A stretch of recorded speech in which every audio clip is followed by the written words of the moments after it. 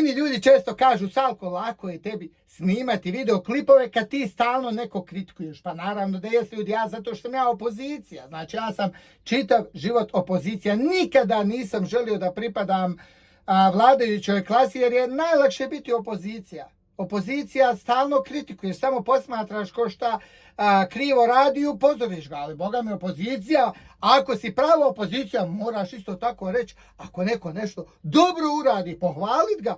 Ja sam i na to spreman, mnogi nisu, ali ja jesam. Znači kad neko nešto fino kaže, fino uradi, boga mi ću ga ja pohvalit da je ne znam ko. Znači treba, što je naš narod govorio, kaže krivo sjedi, pravo reci. I to ja radim. Znači ja evo ponekad pročitam i poslušam ovog vepra iz SDA Zahiragića i on pravo dobre stvari govori. Ja ga slušam i kažem, Bože dragi, pa ovaj momak, sve što je rekao istina. Ništa nije slagao. Zamislite to. Iako je u SDA, znači ja nisam ko na Hadži Fejzović, kad mu dođe neko iz SDA, on bi ga da može zakluo. On ga ne može očima gledat. Pa govorio istinu, ne govorio. On ga ne može smisliti. Ako je Krajišnik ili Vučić, onda može. Onda će on njemu, ako treba, malo i prostatu pomilovati. Ali ja nisam takav. Znači ja ću reći, ako je bilo ko, znači nije bitno koji narod, koja politička stranka, ako je rekao nešto fino, rećemo, istina je, to je tako, nažalost.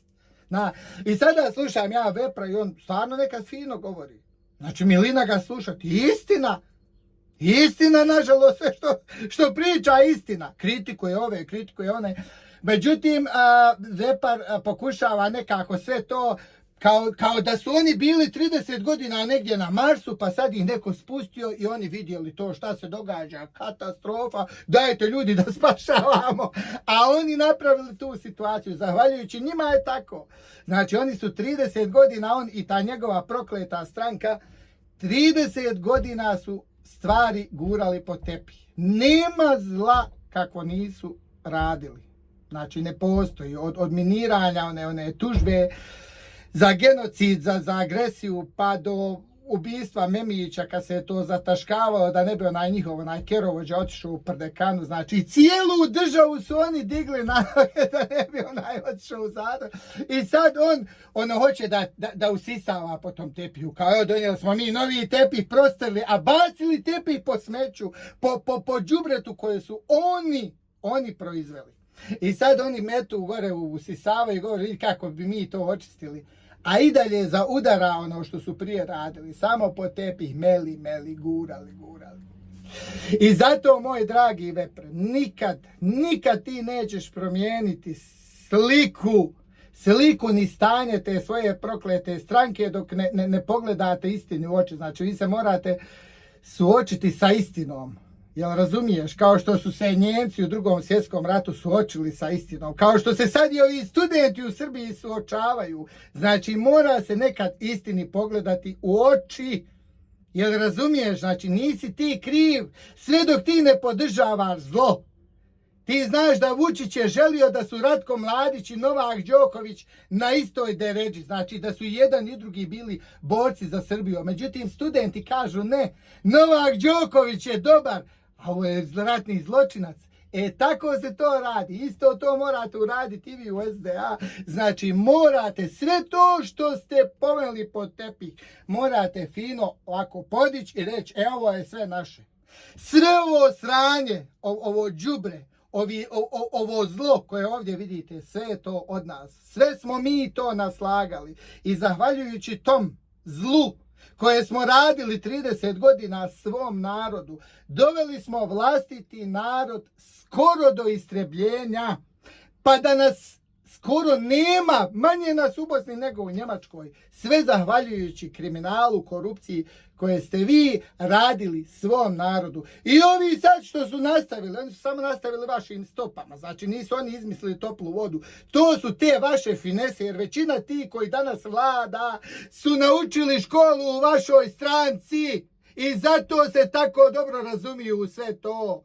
I zato nemojte nam pričati vi ni o čemu. Znači prvo pometite, kažite jesmo ubijen je Dženan Memić, pa smo morali sakriti ubistvo da ne bi naš taj Znate ko Kerovođa otišao u zatvor? Jeste, Seka nam je falsifikovala diplomu. Jesmo, minirali smo reviziju. Jesmo, znači kažite, pogledajte istini u oči. Onda kad to uradite, možete očekivati da će ljudi početi da stvarno misle da govorite istinu, da ste iskreni. Jer sve dok tako pričate i spominjete greške drugih ljudi, a gušite se u vlastitim govnima, nema, džaba je to. Znači to vam može povjerovati samo oni 10-ak ljudi koji odu na džumu pa kad se okrenu vide vas tamo, ne kažu Boga mi fin došao u džamiju. Znači, jedino vam oni mogu povjerovati, a svaki drugi kogod malo prati situaciju, a pogotovo kao ja, neko ko pročita sve živo, šta god naleti, znači nema portala i nema članka da je meni mrsko pročita, znači ne možete mene manipulisati. Možete tamo nekog dedu koji dođe kući i on samo uzme abdest, klanja, posluša Aja TV vijesti, vi mu tamo servirate šta hoće, šta želite da on, i to je to. Međutim, nekom ko voli da sazna stvari sa milion strana i onda kad sve to stavi na jedan tas vage, pa Boga mi pretegne istina u odnosu na vaše manipulacije, nama ne možete više prodavati muda pod bubrege, jel razumijete? Zato morate, ako želite da promijenite bilo što, morate se fino suočiti sa istinom.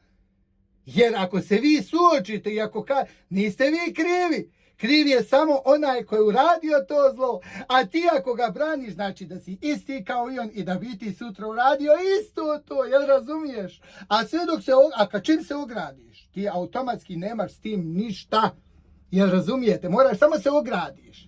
Znači ako ti kažeš Mladić je ratni, to je heroj, pa ti si isto zlo, znači ti bi isto uradio, to i ti bi počinio genocid. Znači ti si genocidaš. Međutim ako kažeš to je ratni zločinac, to je zlo, to je mene je sramota tog čovjeka. Ti si onda dobar čovjek, nema veze koje si ti vjere, koje si nacije.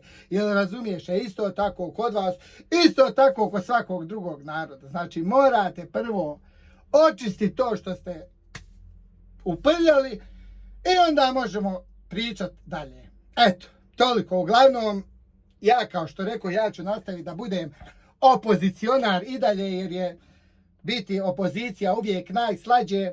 Nisi na vlasti, ali imaš pravo da kritikuješ svakog ko radi pogrešno. Međutim, moraš uvijek biti korektan. I kad neko nešto uradi, bilo ko iz bilo kojeg naroda, bilo koje stranke, moraš to da pohvališ, da kažeš ovo je dobro, svaka mu čast.